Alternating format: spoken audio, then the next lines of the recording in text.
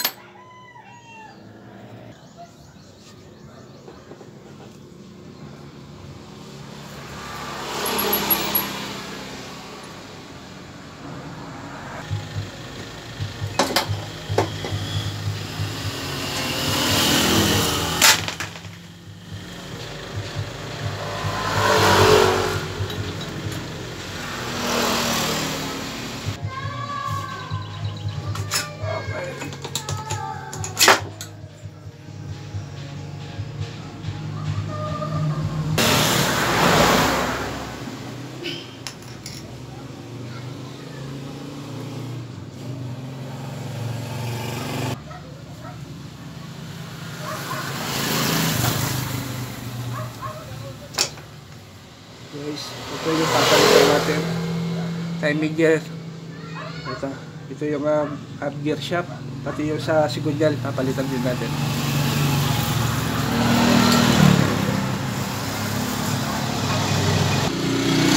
Kapag nagkakalas ako ng timing gear sa sigunyal ay nalalagyan ko ng bulitas at 17mm na nut para hindi po masira yung shafting ng sigunyal.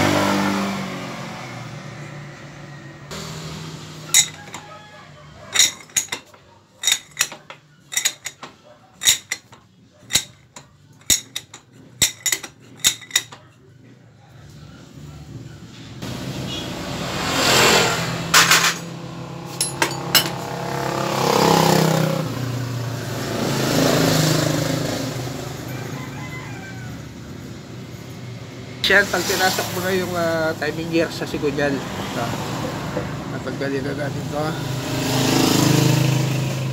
Yun. Ayan po, ito.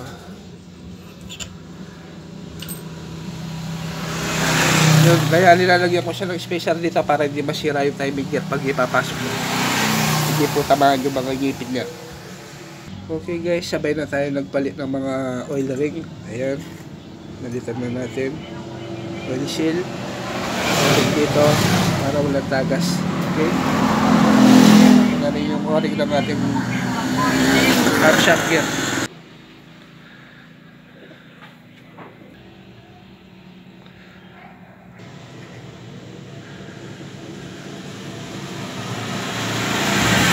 Okay guys, yan, paanda rin na po natin siya.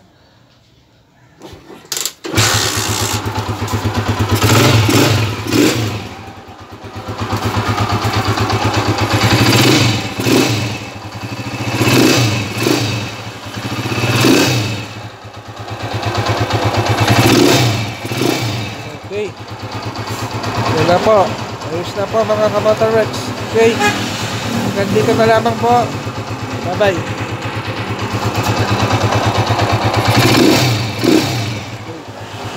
Uhuna po yung tulog niya.